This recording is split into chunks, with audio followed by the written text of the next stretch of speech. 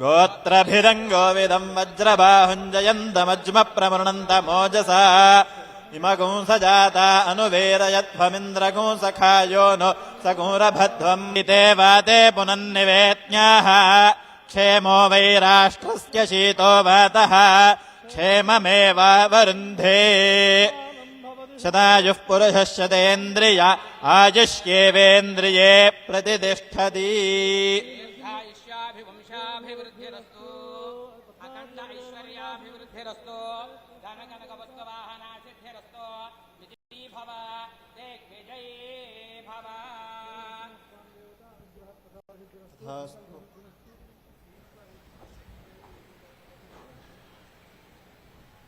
శ్రీ హరిహర పీఠం వేద పండితులకు మనస్ఫూర్తిగా ధన్యవాదాలు తెలియజేసుకుంటున్నాము మీ ఆశీర్వచనాలు ఇచ్చినందుకు.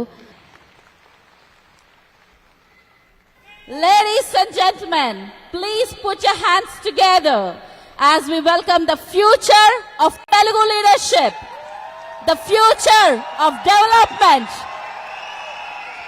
Sri Nara Lokesh Garu. మీ అమూల్యమైనటువంటి సందేశాన్ని సభనుద్దేశించి మాట్లాడవలసిందిగా కోరుతున్నాము లోకేష్ గారు. Thank you so much. జై లోకేష్ బాబు. నా ప్రసంగం ప్రారంభించే ముందల I would like to thank the mayor of City of Garland, Texas, Dylan Hedrick, for recognizing today as Sri Nara Lokesh Day in the city of Garland.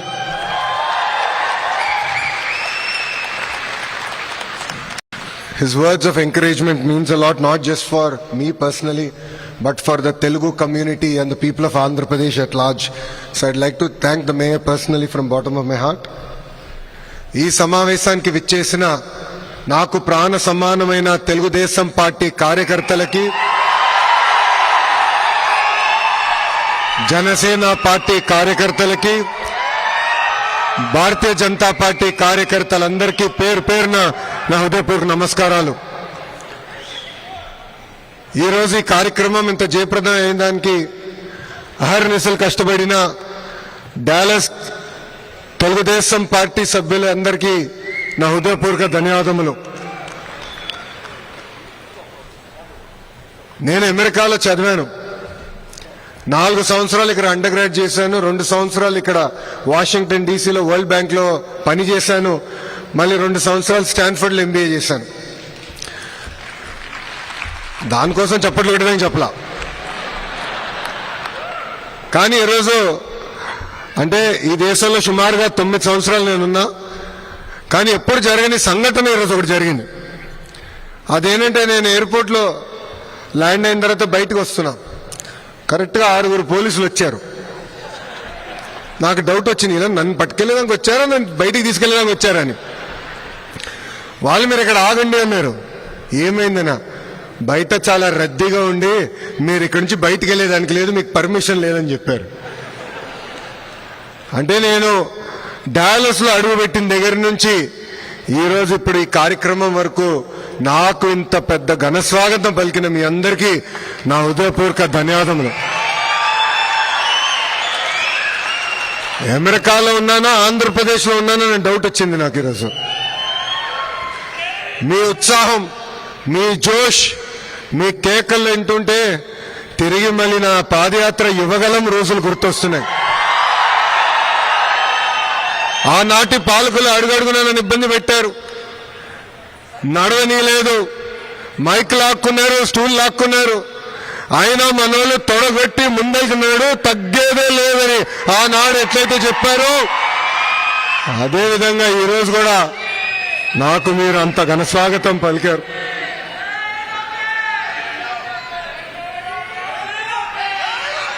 ఇక్కడ చాలా మందిని ప్రతిపక్షం రోజుల నుంచి నాకు పరిచయం ఉన్నవారు, వాళ్ళందరిని చూసినప్పుడు ఆ రోజులు గుర్తొస్తున్నాయి. వాళ్ళందరికీ ఒకటే చెప్పదలుచుకున్నాను, మిమ్మల్ని నా గుండెల్లో పెట్టుకుని కాపాడే బాధ్యత మీ లోకేష్ తీసుకుంటాడు. నాకు ఇప్పుడు కూడా బాగా గుర్తు, ఆనాడు చంద్రబాబు నాయుడు గారిని అక్రమంగా 53 రోజులు బంధించినప్పుడు అమెరికాలో పెద్ద ఎత్తున మీరు బయటకు వచ్చారు, మాకు అండగా నిలబడ్డారు. అంతెందుకు డాలస్ లో ఏకంగా 3 ప్రోగ్రాంలు మీరు నిర్వహించారు.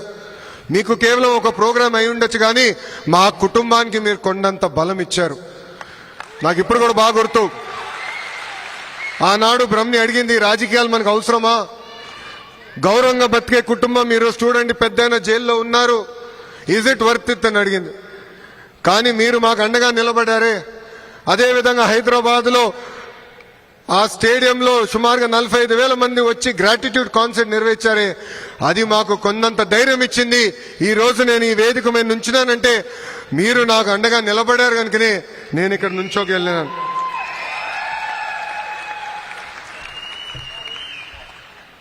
ఈ మీటింగ్ చూసిన తర్వాత టీం 11కి నిద్ర పట్టదు.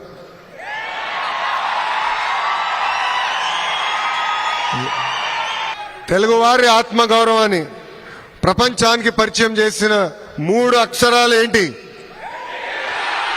ఎన్టీఆర్. విశ్వవిఖ్యాత నట సార్వభౌమ స్వర్గీయ శ్రీ నందమూరి తారక రామారావు గారు. సంక్షేమాన్ని భారతదేశానికి పరిచయం చేసిన వ్యక్తి అన్న ఎన్టీఆర్. గతంలో మనందరినీ మెద్రాసీలు అనేవారు.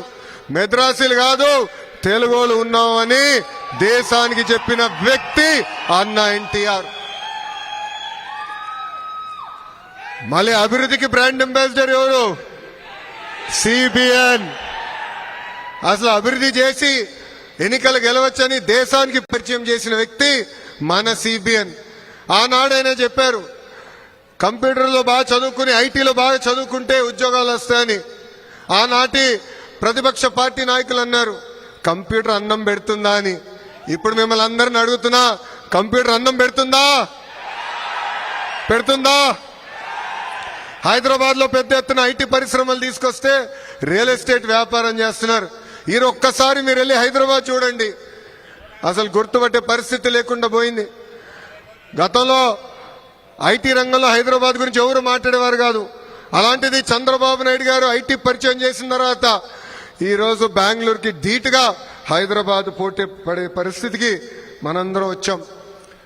చంద్రబాబు నాయుడు గారి వయసు 75 సంవత్సరాలు, కానీ 25 సంవత్సరాలు కుర్రోడ్లాగా పరిగెడతాడు ఆయన. ఆయన స్పీడ్కి ఇంకా అందుకోలేకపోతున్నా, కానీ ఏదో ఒక రోజు ఆయన స్పీడ్కి దరిదాపులో వస్తానని నేను భావిస్తున్నా.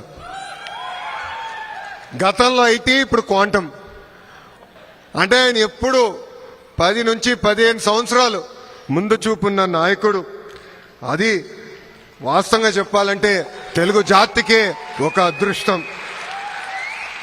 నేను ఏ దేశానికి వెళ్ళినా, ఏ కంపెనీకి వెళ్ళినా తలుపు కొడితే ఈరోజు తలుపు తెరుచుకుంటే అంటే దానికి కారణం మన నాయకుడు చంద్రబాబు నాయుడు గారు.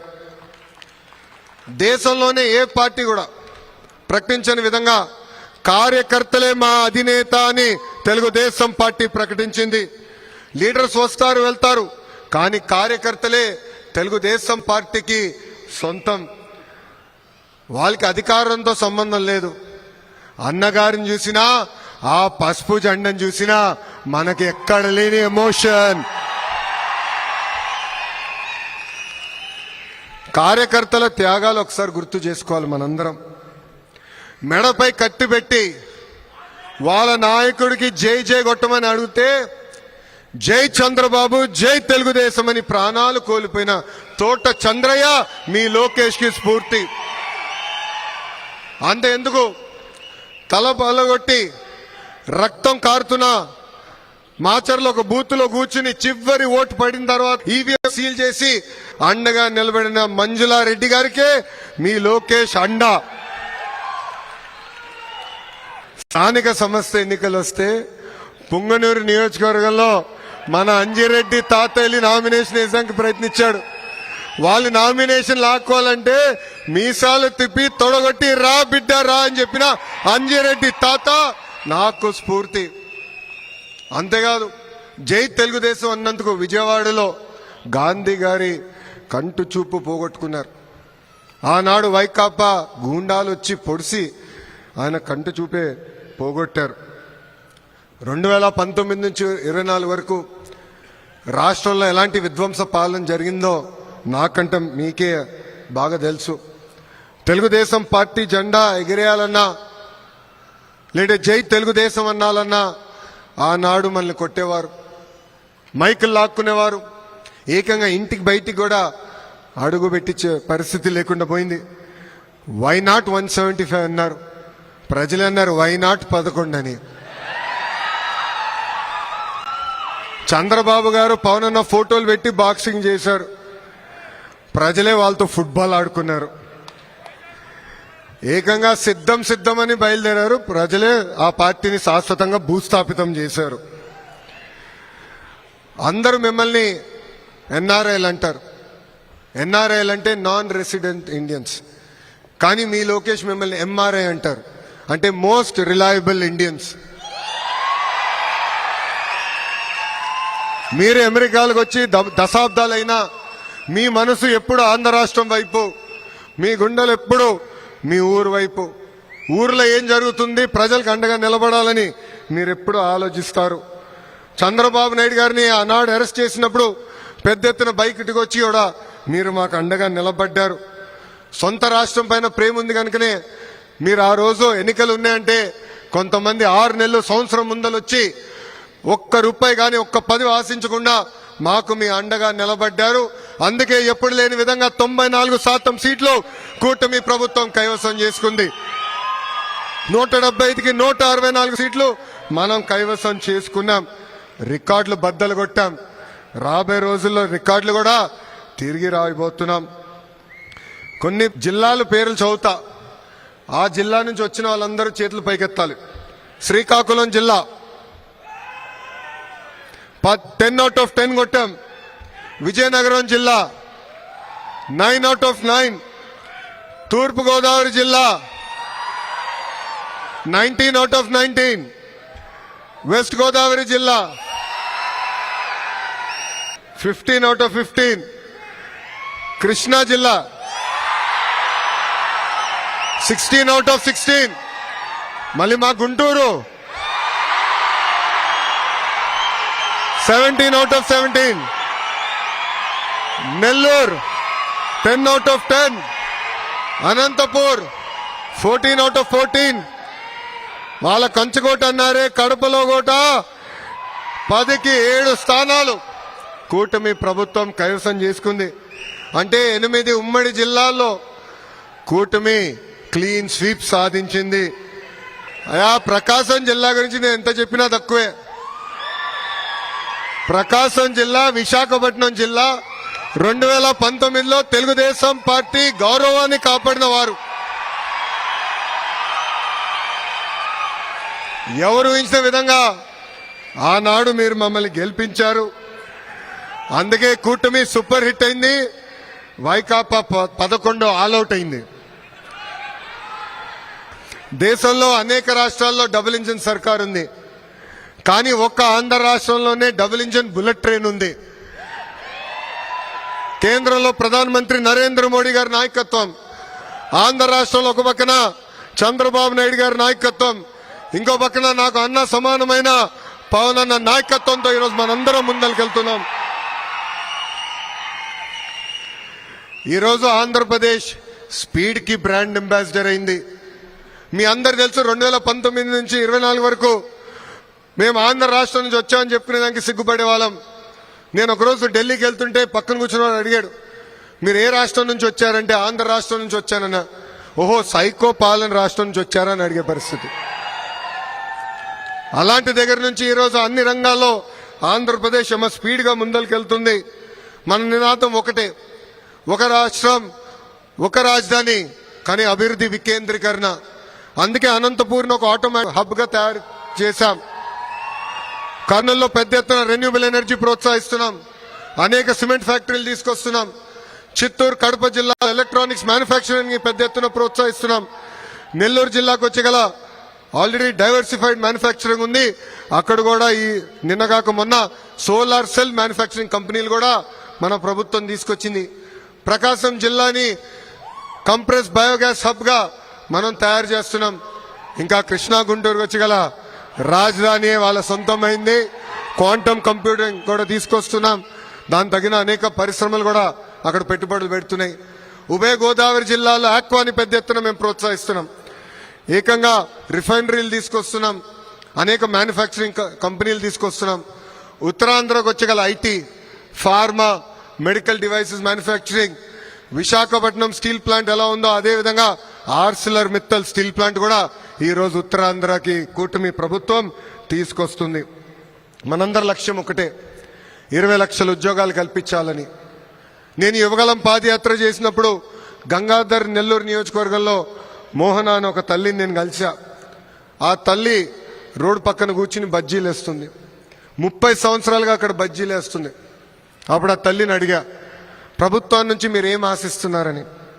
అప్పుడు నాకు ఒకటే చెప్పింది ఆ తల్లి, గత 30 సంవత్సరాలుగా ఇక్కడ కూర్చుని బజ్జీలు వేస్తున్నా, నాకు ఇద్దరు పిల్లలు ఉన్నారు, బాగా చదివించాను, వాళ్ళిద్దరికీ ఉద్యోగాలు కల్పించు, అది నాకు చాలు అని చెప్పింది మోహన.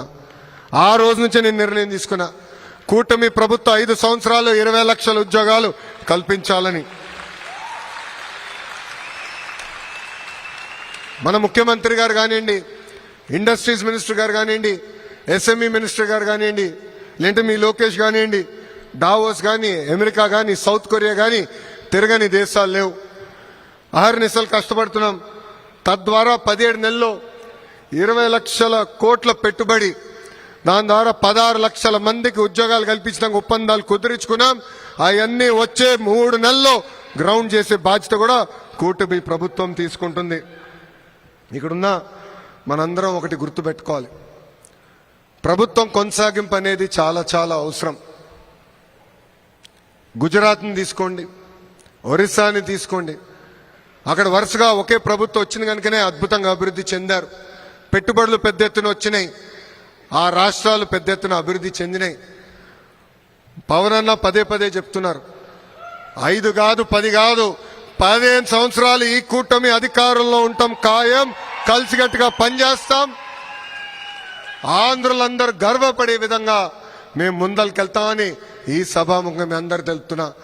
విడాకులుండవు, మిస్ ఫైర్లుండవు, క్రాస్ ఫైర్లుండవు. ఈ ఎన్డీఏ కూటమి అనేది రాబోయే 10 సంవత్సరాలు ఆంధ్ర రాష్ట్రాన్ని ముందలు తీసుకెళ్తుందని ఈ సభాముఖంగా మీ అందరికీ తెలుపుతున్నాం. ఇంకా కళలో రెక్కల్లో పేరుతో వచ్చే సంవత్సరం నుంచి అమెరికాలో చదువుకోవాలనుకున్న వారిని ఆదుకోవాలని కూటమి ప్రభుత్వం ఇప్పటికీ నిర్ణయం తీసుకుంది. మన సంస్కృతి సాంప్రదాయాలు కాపాడుకుంటూ మీకు అండగా నిలబడుతుంది ఏపీ ఎన్ఆర్టీ.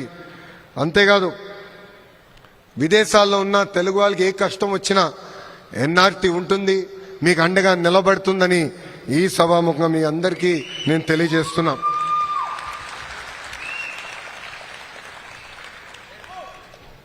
అందరం ఇక్కడున్న అందరం కొంచెం కష్ట పరిస్థితుల్లో ఉన్నాం. చదువుకుని మంచి ఉద్యోగాలు రాబట్టుకునేదానికి ఇంత దూరం వచ్చాం.